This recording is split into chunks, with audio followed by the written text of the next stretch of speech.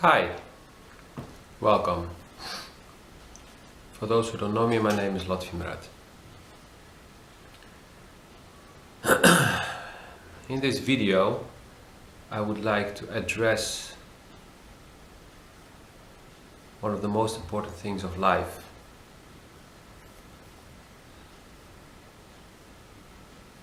We're entering again the period of the year where people get sick, more than average, and also people die, more than average. It's a change of the seasons, autumn, and going through the winter, and again entering spring, where the body has to adjust a lot. And it's not only the physical body, but also the emotional body. And I'm making this video because I got reminded very clearly of how important it is to enjoy life. Two of my closest friends are in the hospital with very serious illnesses, and yeah, it's affecting me, of course. On one hand, I'm detached. On the other hand, I'm getting a lot of clarity, also with the help of some people around me, on why they are in the hospital. What is causing these illnesses to emerge? Because all illnesses are a result of what's wrong in the emotional body, what's out of balance in the emotional body. And the illness of one of the two people is related to not dealing with a very traumatic event very long ago, and not dealing with it on the core level. The person has been dealing with it on a superficial level, maybe even going in depth at certain moments, but since the person reached maturity, didn't really deal with it. Probably due to fear of going back to that moment, but not having dealt with it, it stays there. It's like when you have an injury, physical injury, and you don't take very good care of it. A little piece of it stays and starts to rot, and at a certain moment it creates a huge infection. And sometimes this can take quite a while. So it's important to deal with the issues at hand, even if they're old ones. If it scares you to look at it, to talk about it, to feel it, then you know you definitely have to deal with it. Because whatever you're running away from will catch up with you. And when it does, it often doesn't do it in a very nice way. Because when it does, it means you already had many moments where your attention was directed to it, you didn't deal with it. And at a certain moment, the universe is done with being polite to you, and now you will take care of it. It's like when you were a child and your parents at a certain moment said, "It's enough," and then bang! You get slammed. Or you get house arrest. Or whatever other kind of punishment, because they've warned you many times and you just ignored the warnings. And yeah, that's how the universe works as well. And the universe doesn't do it out of revenge or anger. It's just like, it's teaching you, like, hey, there's something you need to deal with. Hello, there's something you need to deal with. Hello, deal with that thing. At the moment, okay, now you're gonna deal with it. It's gonna grab you and put you there, and you have no other way than to deal with it. And the timing is often the most awful timing, according to your mind. And yeah, the universe doesn't care if you're tired or not, or if you have many things to do, important things, business things, deals to sign, whatever. It will just tell you, enough is enough, time has come, you're gonna deal with it.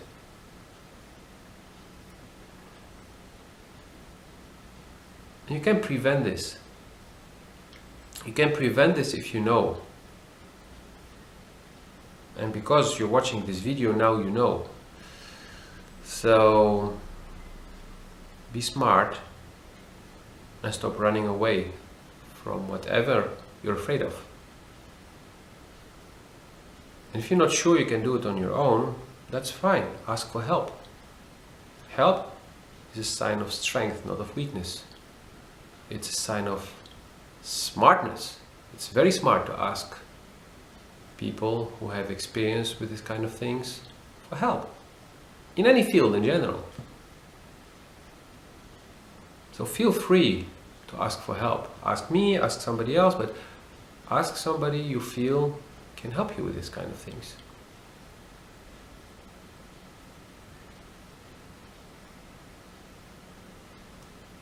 The second person in the hospital is there because of not resolving a conflict. And when you have conflicts and you cannot resolve them, or you refuse to resolve them, or you're not doing enough to resolve them, then this also creates imbalance. And the second person is a very, very young child, not even 2 years old. And the conflict is between the parents, and the child feels it, and the child wants to repair it, wants to resolve it, but cannot. So it becomes an inner conflict for the child. Because the child is living with the parents, and there is this conflict, and the child... Yeah, remember how it was for you when your parents were having a fight. You may not remember something from that young age, but probably you remember something from 5, 6, but even during your teens. And it's not great to be in the middle. Even if you're not, you still have the feeling you're in the middle. And you don't want to choose sides. You want harmony.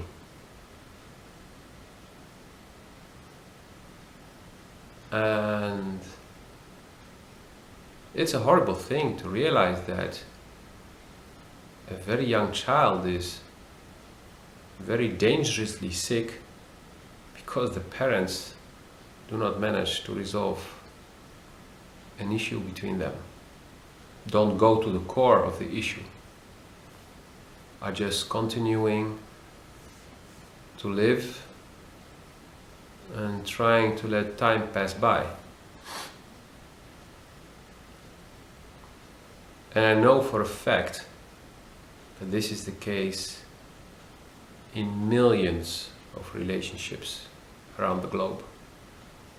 Parents refusing out of ego or out of whatever other reason, generally fear, to deal with the issue at hand. And the kids are often in silence, suffering. And taking that bullshit with them in their lives and start to reflect it on their future friends, life partners, boyfriends, girlfriends, whatever.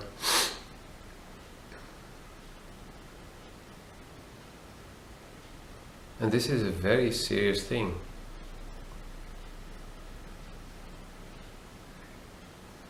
And you probably know exactly what I'm talking about now. Look around you how many couples say, yeah, we're staying together for the kids. Well, maybe it's better to have a divorce, a clean one, and then have very good agreements and sticking to them. And your kids will benefit from that and have much more peace in their life, because they will know mommy and daddy are not together, but they're not fighting all the time, and they can go to both and there is no conflict. Instead of, yeah, we are together in one house, but there's no togetherness.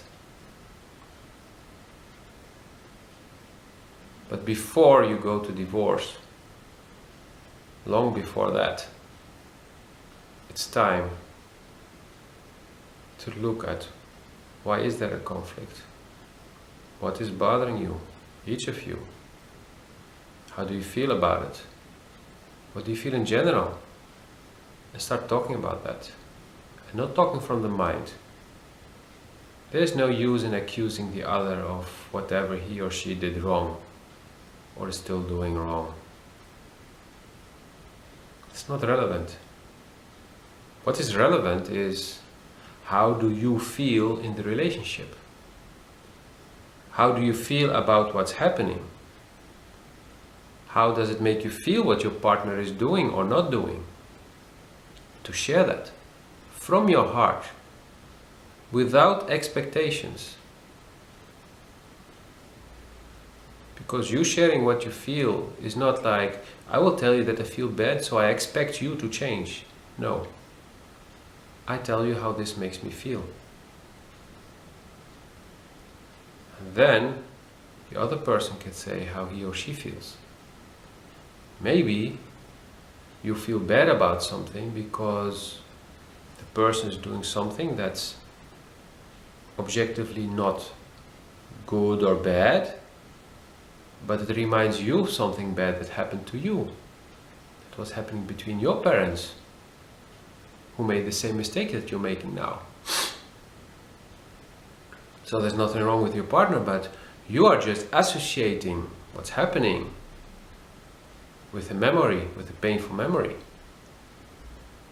Maybe your partner is having this and does not know how to react from it, and is reacting strangely because he or she is in huge pain every time. But you will never know until you sit down and talk from heart to heart, share,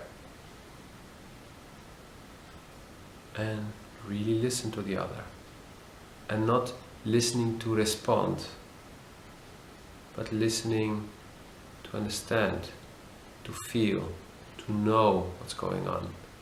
Maybe you do not understand what the person is going through, but you can feel if the person is sharing his pain. You can feel, and deep inside you know what's going on. You cannot understand it because you didn't live it, so you cannot put words on it, and that's not important. But you need to feel, to know.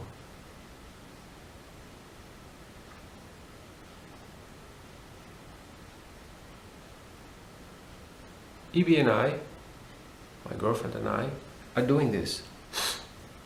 We share what we feel and how things make us feel. So when we have a disagreement, a conflict, a fight, whatever you want to call it, one of us pulls back for a moment. I'm talking minutes, sometimes hours, but generally minutes. So the heat is gone, and then we start talking from heart to heart. And often it has nothing to do with the other person, personally. It's just a memory, a button that got triggered. And then there's no conflict. Poof, it's gone.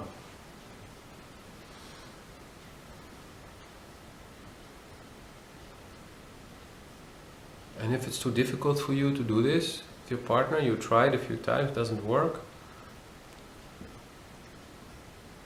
find somebody, ask for help, look for help, find somebody who can mediate. Maybe only being in the room And we'll say stop every time one starts to accuse the other and goes from the heart to the mind. So it needs to be a person who's intuitive, who can feel. And you will feel when you're talking from your heart or when you're talking from your mind. It will tell you, now you're talking from your mind. Stop, go back. What do you feel? How is it making you feel what the person is saying? And then you will connect. And again, there's no shame in asking for help. It's actually super stupid not to ask for help if you do not manage on your own. Yes, you're a huge imbecile if you do not ask for help. Yes, I'm insulting you. I'm insulting your ego. Not you. I'm telling you this because I love you. And that's why I'm so direct and so honest. The biggest mistake people make is to let their life be led by their ego. Like, I can do everything by myself. I should be able to do everything by myself, so I will do it no matter how and no matter what. Well, no matter what may result in a lot of damage for you and the people you care about. And maybe even innocent bystanders. And that's, quite frankly, irresponsible, unacceptable, and super dumb. So get your shit together and act from your heart. You deserve a beautiful life. So don't waste it by going into your ego and hiding behind your fears. You're much stronger than you think. Even if physically you feel very weak, inside you have a lot of strength, a lot of potential. Use it and act.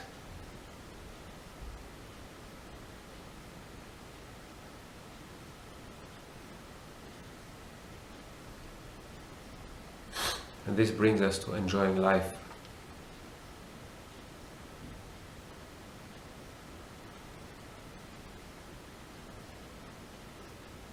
My first friend who is in the hospital has been enjoying life.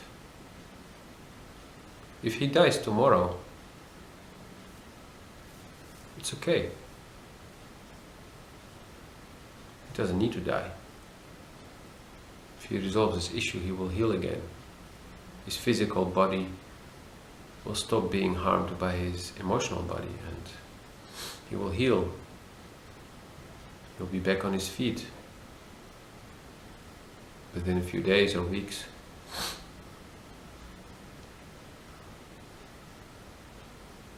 If not, he enjoyed life. It made me realize that it's very important to enjoy life, because I may not be aware of whatever dark thing I still have left, what I didn't deal with.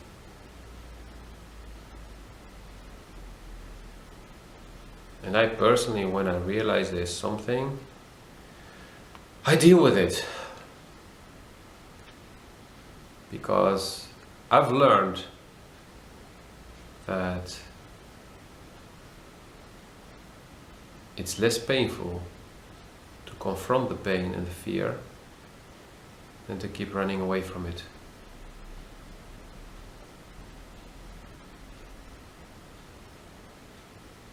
It's much less painful.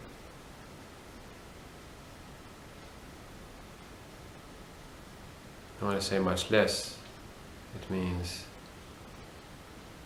it often takes minutes only to go through it.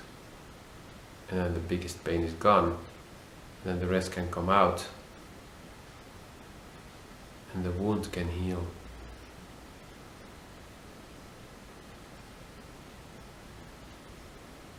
And I have other videos where I discuss this.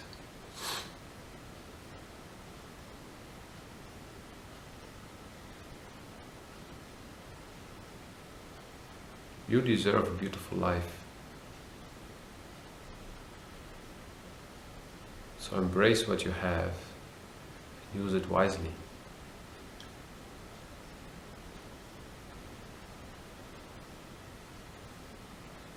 Go resolve whatever issues you still have.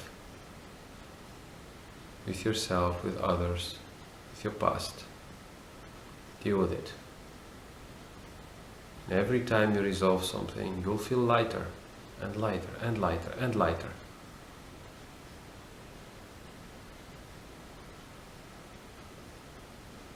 Probably notice that I'm very calm, despite having 2 people with death-threatening, life-threatening illnesses in the hospital. Because I let go of a lot of things, so I became much lighter. I even saw on the pictures of last Saturday, when I celebrated my birthday, I look much younger. Much younger than before and much younger than my age. Why?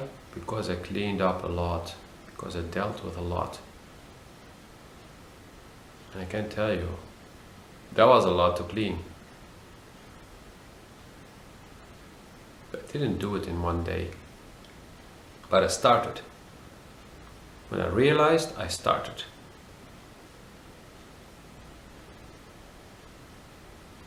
And you start small, and then every time you finish something, you grow stronger, you grow smarter, more experience, and then the next one is easier to do, or feels like the same difficulty, but actually it's more difficult than the first one. But because you have the experience, you can do it. It's like going to school. Every year you learn more, and that's why you can do the next thing.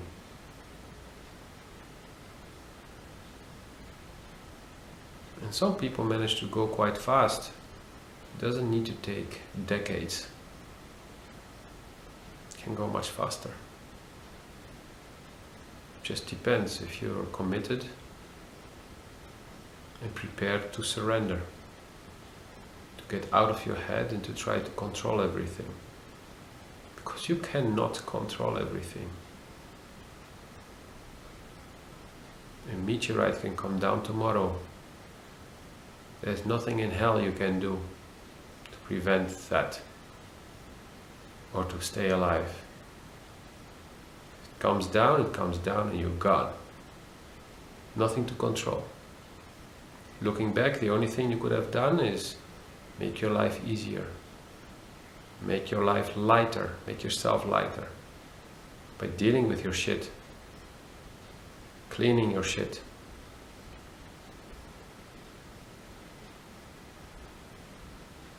And enjoying every day, every hour, every minute, every second. So everything that's happening is happening for a very good reason. And in time you will start to see it faster and faster, what the good reason is, what the benefits are, what the advantages are of what's happening. A door closing means often there are new possibilities for doors to open. So look around you and you'll see what the new possibilities are that you couldn't see before. Because so you were so much focused on that one door. Hey, it's closed. Oh shit, hell. Oh, panic. No, look around. Hey, there's another door. Oh, there's another. Wow, there are 3 other doors. Well, choose one. And if you choose, try to feel what feels best for you.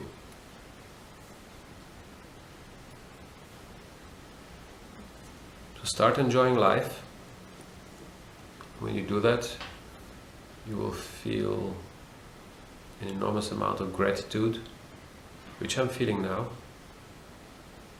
And basically gratitude is looking back at present, looking at the present and the past and feeling good about it. Within your heart. Even the painful moments, you can accept them.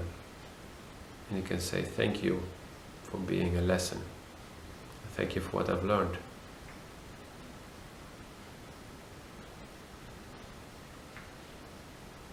Be smart. Take good care of yourself. and when needed, ask for help. The moment it crosses your mind, like, should I maybe ask for help? It's a sign. So do it. Ask for help. And one day people will ask you for help. You can return the favor. You can share your experiences, like I'm doing. You don't have to, but okay.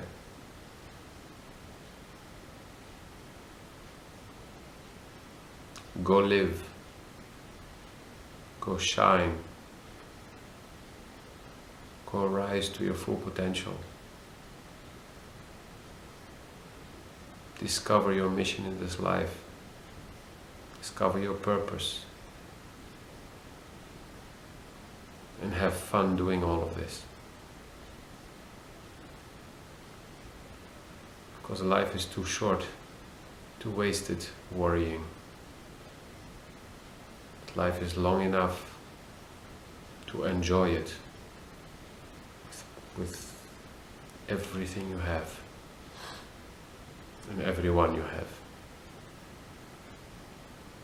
Be in peace. See you soon.